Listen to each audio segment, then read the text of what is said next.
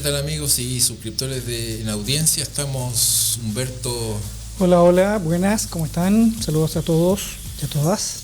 Estamos con temas hoy día de derecho de familia, temas de actualidad, digamos, los últimos 2 años ha habido una serie de normas, de leyes que se han dictado y que... Un tema súper contingente y siempre está en el interés de las personas, siempre están haciendo consultas, se ve en las redes sociales, se ve en los medios de comunicación que a la gente le interesa mucho saber de este tema. Fíjate que hubo una charla hace un par de meses en el Colegio de Abogados, que nosotros la vamos a tomar como referencia para este podcast, para este episodio en particular, una charla donde el profesor Cristian Boch presentó a la profesora Carolina Salinas, que dio una charla muy detallada, está en el canal del colegio, y se hace ahí una síntesis, una exposición, hace la profesora Carolina Salinas de todas estas reformas que nosotros las vamos a tratar de sintetizar y vamos a agregar también algunas cosas. Fue una charla bien interesante, incluso estuvo al final el presidente del Colegio de Abogados, Ramiro Mendoza. Así que, bueno, yo creo que debiésemos comenzar a hablar quizás el tema más relevante de esta charla ha sido lo que dice relación con pensión de alimentos, porque en realidad son varias los temas o varias las reformas que se están llevando. Prácticamente todo el espectro de leyes de familia ha tenido alguna modificación en el último tiempo. Así es, y particularmente si hablamos de las leyes concretas que han salido a la luz en los últimos 2 años, vamos a ver que tenemos la ley 21.400 de matrimonio igualitario, tenemos la ley 21.389 sobre registro de deudores, que vamos a estar conversando hoy día respecto de eso. Tenemos la ley 21.430 sobre garantías y protección integral a la infancia, que le otorga al Estado un rol de garante importante. También está la ley Humberto 21.334 sobre el tema del orden de los apellidos, que también es una ley que a mí me merece ciertas críticas, pero en definitiva hay varias críticas. Ahí lo vamos a conversar. Está la ley 21.302 que crea el Servicio Nacional de Protección especializada de la niñez. Está la ley 21.484 sobre responsabilidad parental y pago efectivo de pensiones de alimentos, es la más actual. Está la ley 21.264 sobre los plazos que se exigían para contraer segundas nupcias en el caso de la mujer. También ahí hay una modificación. Y también válido para el acuerdo de unión civil. Y también válido para el acuerdo de unión civil, así es. Entonces, comentemos, Humberto, porque mira, hablemos entonces de cómo son muchos temas posibles. Nosotros vamos a enfocarnos primero en el tema de la pensión de alimentos. La pensión de alimentos y particularmente el tema del registro nacional de deudores, pero ¿podrías darle un...? Claro, lo primero que sería importante comenzar diciendo es que el derecho de alimentos es un tema que está regulado desde muy antiguo en nuestra legislación en el Código Civil. El Código Civil establece quienes tienen derecho a pedir pensión de alimentos. Particularmente uno entiende que siempre son los hijos, también tienen derecho el cónyuge, y también tiene derecho el conviviente civil, las personas que tienen acuerdo de unión civil, y los ascendientes, los padres, los abuelos eventualmente, y como otro caso también están los hermanos, como los casos más comunes, digamos. ¿Ya?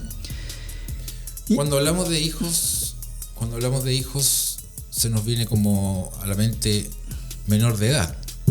Sin embargo, claro, ocurre que el derecho de alimentos, que está basado en la filiación particularmente, supera el límite de la minoría de edad, ¿ya? El derecho a alimentos respecto de los descendientes se tiene sin ninguna condición hasta los 21 años, ¿ya? Sobre los 21 años y hasta los 28 como límite temporal, la obligación se convierte en la de dar una profesión u oficio, ¿ya? O, como se dice habitualmente, con el pago de los estudios. Y que desde luego tiene como límite obvio el hecho de que el descendiente termine una carrera, sea técnica o profesional, y que por lo tanto ya se haya cumplido con esta obligación de darle. Y ese límite en todo caso es hasta los 28 años. Hasta los 28 años, pero también hay que hacer una salvedad, porque la ley la hace, y es que el alimentario, esto es la persona que tiene derecho a percibir alimentos, pueda valerse por sí misma, ¿ya? Si estuviésemos hablando de una persona impedida, el derecho de alimentos se mantiene en cuanto exista esa condición. Existe esa necesidad. Claro. Hay un resumen bastante bueno que hace la página de la Biblioteca del Congreso Nacional. Perdona, Carlos, Sí, pero sí. quizás antes de entrar en eso, faltaba redondear la idea en cuanto a que los alimentos, como cuál es el contenido de los derechos del derecho de alimentos, no solamente implica justamente lo mínimo para subsistir, sino que también implica hoy día el derecho a la educación, el derecho a habitación, a vestirse, a recrearse, ¿ya? Es mucho más amplio que simplemente pagar la comida, como pudiera uno entender del tenor literal de hablar de alimentos. De alimentación, es mantención. Claro, es la mantención de estas personas que tienen la necesidad. Dentro de la realidad particular de cada quien. Claro, eso es una cosa que se terminará caso a caso, pero hay un parámetro mínimo que implica por lo menos estos ítems. Ahora, digamos muy, muy resumidamente que cuando un tribunal tiene que determinar una pensión de alimentos, cuando no ha habido un acuerdo entre las partes o cuando no ha habido un acuerdo, habiéndose iniciado una demanda, no hubo un acuerdo previo a llegar a la etapa de juicio propiamente tal, y el tribunal tiene que dictar una sentencia después de escuchar la prueba, los grandes parámetros o los grandes temas que el tribunal va a tener en cuenta son, por una parte, la capacidad económica de los padres o de los obligados a pagar la pensión, de los alimentantes, y en segundo lugar, las necesidades efectivas que se puedan probar respecto a esos niños o esos alimentarios. Así es. Ahora hay que hacer también ahí un alcance respecto de que la ley establece una presunción en cuanto al tema de la capacidad que tengan los padres o los alimentantes, de atender a estas necesidades con unos parámetros mínimos, ¿ya? Y la ley coloca como parámetro inicial el ingreso mínimo, y por lo tanto establece como piso para el pago de una pensión de alimentos una presunción que dice que el alimentante puede pagar al menos el 40% de un ingreso mínimo si se trata de un solo hijo alimentario. ¿Y si más de uno? Y si es más de uno, sería el 30% del ingreso mínimo remuneracional por cada hijo. Por cada hijo. ¿Ya? Con un tope que es hasta el 50% de los ingresos del alimentante. Salvo que, y esta es una de las modificaciones que se incorporó con la ley, existan motivos calificados por los cuales hubiese que exceder ese límite, 50%. Atendido el interés superior del niño, que en este caso es alimentario. Es decir, ya no es absoluta la regla de que el tope sería el 50%, sino que bajo ciertas circunstancias y excepciones se puede pasar de ese... Claro, o sea, el límite sigue siendo el 50% de los ingresos, pero ya no es un límite rígido. Mira, lo que yo te comentaba acerca de lo que dice el resumen que da la propia página de la Biblioteca del Congreso Nacional, que me parece que está bastante bien resumido. En primer lugar, define lo que es el Registro Nacional de Deudores de Pensión de Alimentos. Dice que es un registro electrónico cuyo objeto es articular diversas medidas legales a fin de promover y garantizar el cumplimiento de las pensiones de alimentos.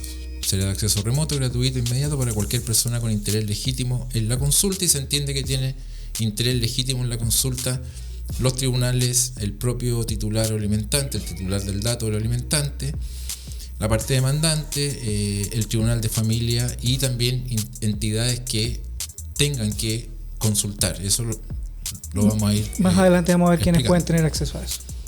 ¿Quién queda a cargo de este registro? Este registro está a cargo del Servicio de Registro Civil de Identificación. Es decir, hoy día es un registro electrónico, pero si hubiese sido en la etapa análoga, hubiese sido un libro que hubiese tenido que llevar el registro civil. Así como lleva el libro de matrimonio, hubiese tenido que llevar el libro.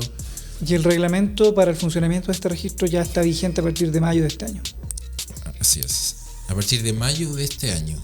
El reglamento. El reglamento. El reglamento, y el registro va a empezar a operar a partir de noviembre Del 19 de noviembre del 2022. 2022. A partir de esa fecha ya tiene plena vigencia.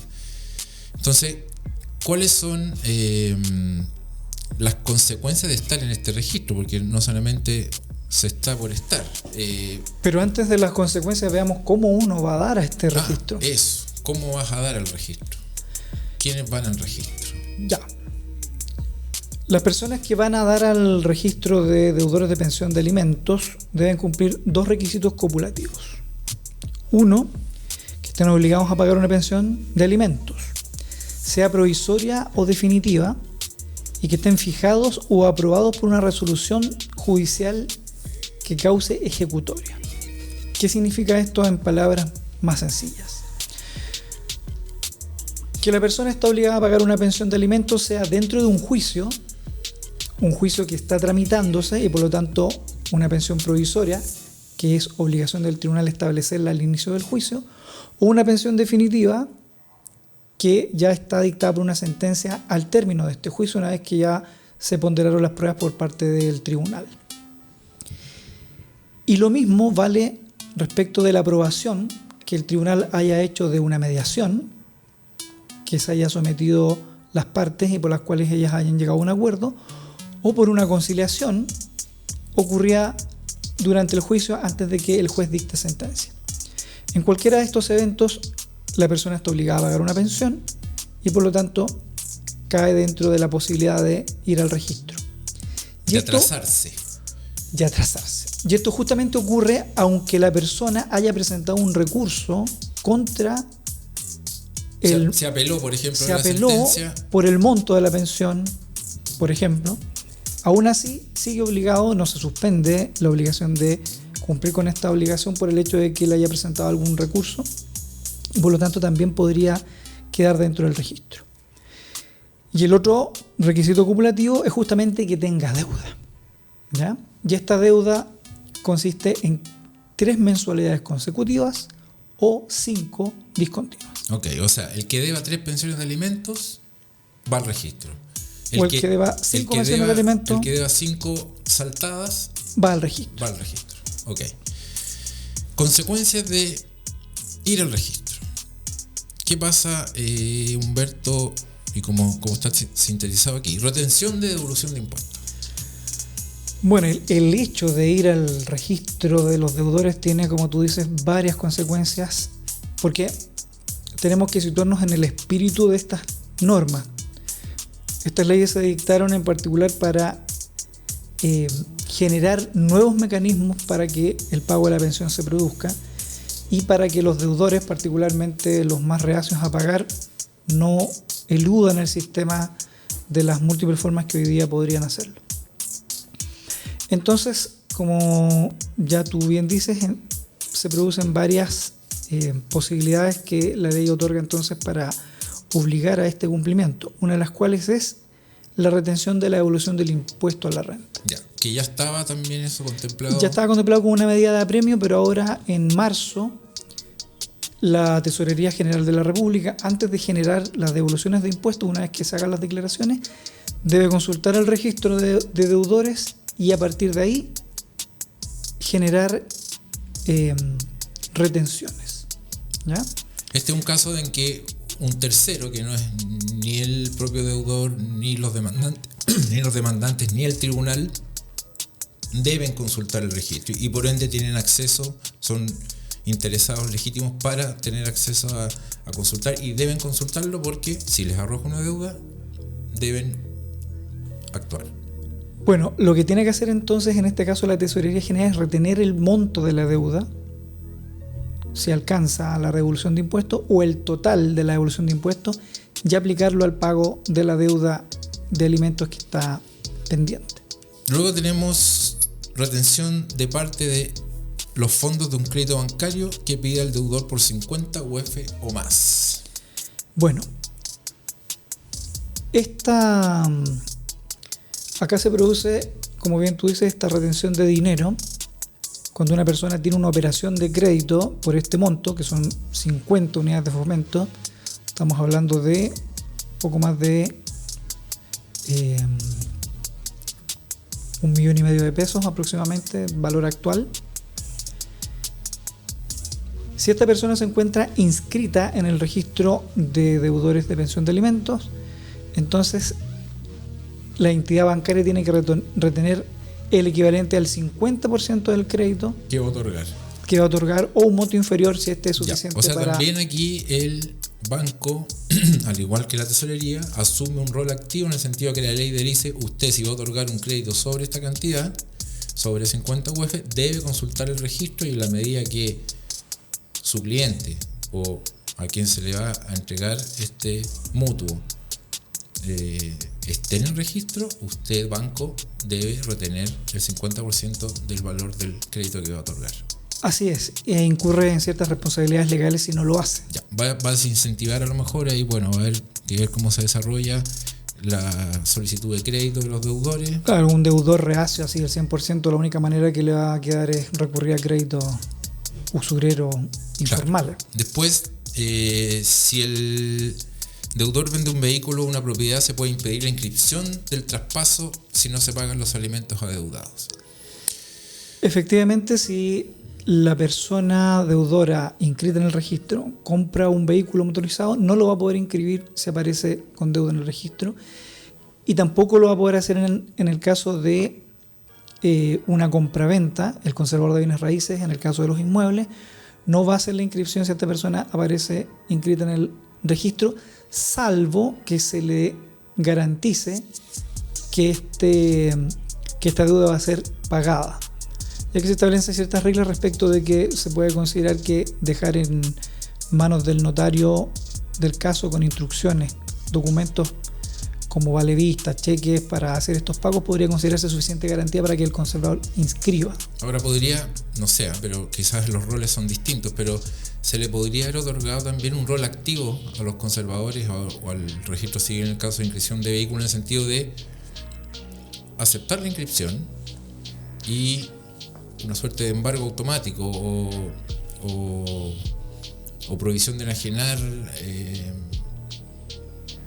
impuesta por el solo Ministerio de la Ley por el hecho de haber ingresado un bien al patrimonio de una persona que es deudora. Sí, lo que pasa es que hay una obligación que la ley le da al conservador de bienes raíces respecto de, porque en el caso de las compraventas tiene esta obligación de vigilar que se haya hecho la retención, pero para todo otro tipo de inscripciones que no tengan que ver directamente con compraventas, el conservador está obligado a revisar el registro e informar a tribunales para que los tribunales actúen respecto de los casos en que estas personas hayan incorporado bienes a su patrimonio o haya salido bienes de su patrimonio, dependiendo de los casos, para que actúen con sus atribuciones legales. Ya. Después tenemos, se le puede negar la licencia a conducir, el pasaporte. Bueno, eso existía a la fecha, la suspensión de la licencia a conducir, pero ahora es la negativa a la obtención del documento. Claro, el hecho de que una persona aparezca en el Registro Nacional de Deudores implica un impedimento definitivo respecto del hecho de que se otorgue. O sea, el registro civil puede rechazar sin más trámite el acto de otorgar pasaporte si la persona aparece en el registro vigente. Y para el caso de la licencia de conducir, las municipalidades también van a contar, o sea, están con esta facultad de no dar curso a la renovación de las licencias, ¿ya? Tenemos retención de remuneraciones de gerentes generales o directores de sociedades anónimas abiertas con transacción bursátil, inhabilidad para recibir algunos beneficios económicos o bonos del Estado, retenciones de remuneraciones por el pago de la deuda.